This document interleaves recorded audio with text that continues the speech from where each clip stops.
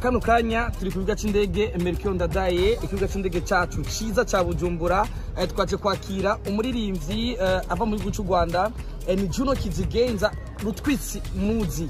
Kano kanya yamaze gushika ku kibuga c'indege cacu ciza ca Bujumbura. My brother, turaguha ikaze. Urakoze cyane. Mumeze neza sana. Turifuza kumenya urugendo rwawe rumeze gute kuva mu Rwanda kuva Kigali gushika hano, mbega nta ntambamye mwaba mwahuye nazo mu rugendo rwanyu? Imitekano myinshi cyane.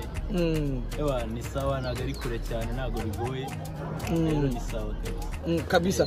Uno munsi uraje ngaha iwacu mu Burundi, uzanywe n'umwe mu ba boss basanzwe bategura ibiteramo hano iwacu wa DJ Paulin.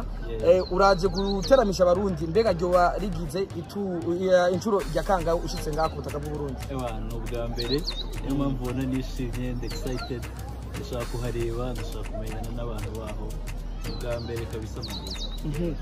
Gushika n'umwanya abarundi bitege kuri Jino Kizigenza. Ewa ni show kabisa, ni show, indirimbo nyinshi cyane, performance iri hejuru, energy ndi nazo, ubuzima bwanjye ni sawa, nta kibazo mfite. Ewa nanjye ndi excited gutanga show. Umurundi yobaga dukirana no mwanya arifuza kumenya Jino Kizigenza hajya neza yo bari indi. Eska abandi yageze kuri stage? Ewa ni rutwitsi muzi nyine. Nibyo performance. Urafise bamwe baririmbyi bagiye barakora ibiganiro hano iwacu, banavuga neza yuko bafise amakolabo nakoraniye bari mu gihugu cy'u Rwanda, ndetse n'abandi bafashe amajwi bari hano. Mbega arutwitsi munsi twese tuzi, mbega bagiye kuzava barangiza ibikorwa bari bakoranye bari muri ibyo bihugu? Abana ndi hano biratende na programme zabo nabo kandi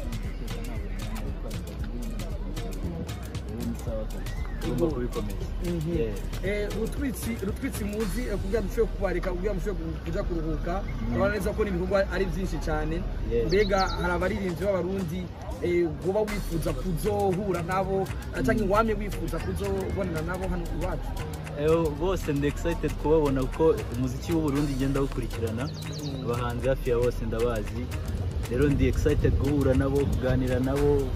Of course tuba tugomba kwigiranaho, bakamenya ibyo nzi nanjye nkamenya ibyo bazi ntazi, exchanging ubumenyi.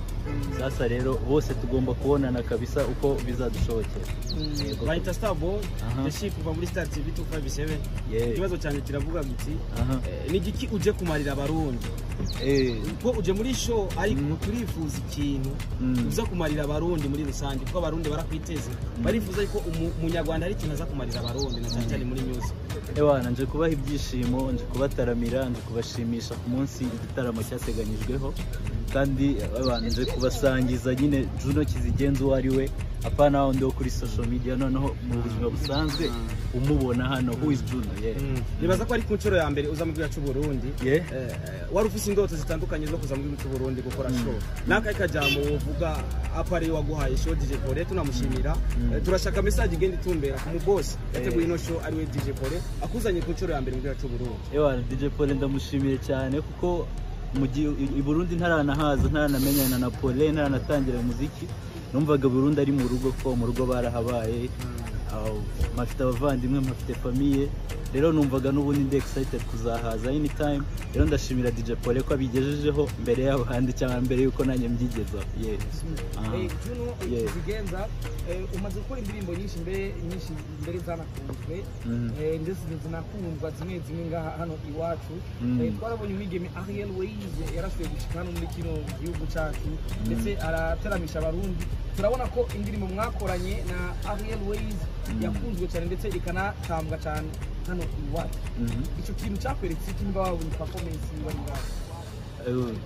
Cyanyeretse ko indirimbo yacu itakunzwe mu Rwanda gusa cyangwa ahandi honyine, yakunzwe na hano i Burundi. Rero yarayibaririmbye, barishimye, nanjye nzongera nyibaririmbire, ndabizi ko muyikumbuye. So ni sawa kabisa. Turifuza yuko umuziki w'u Burundi n'umuziki wo mu Rwanda ko amasoko namwe turifuza yuko haba ubumwe, ndetse byose bikagenda neza. Reka Jino Kizigenza n'ikiki nagiye guterera mu muziki nyarwanda, mu gushyikira umwaka w'u Burundi, mu kwagura akarere mu gihugu cy'u Burundi. tayari twarabitangiye, niyo mpamvu wumva dufitanye amaproje, niyo mpamvu wumva tuba twafatanyije tugakora indirimbo zigiye zitandukanye, no kugira ngo twagurane dufashanye mu gukura twese. aho ngiye ndumva narabitangiye, ndetse nkuko nakubwiye nkurikirana umuziki wo mu Burundi, nayo n'iyindi support mbamereza abarundi bene wacu niko nabita, ko je barumva abarundi n'abanyarwanda turi bamwe. Rero no gufashanya mu buryo bwose, business, gufashanya muri promotion yacu, kugenderanira kugira ngo twigiraneho, basharing ubumenyi bwabo nayo mbasharing ubwanjye, ni muri ubyo buryo kabisa. Reka tugushimire rero, turagushimiye, murahawe ikaze mu gihugu cyiza cy'u Burundi, gitembamo amata n'ubuki, gitembamo amahoro, gitembamo ambiance, abantu bakunda umuziki mwiza ndetse banakunda na vibe, abarundi bose barahari. Asante sana bro, murakoze cyane.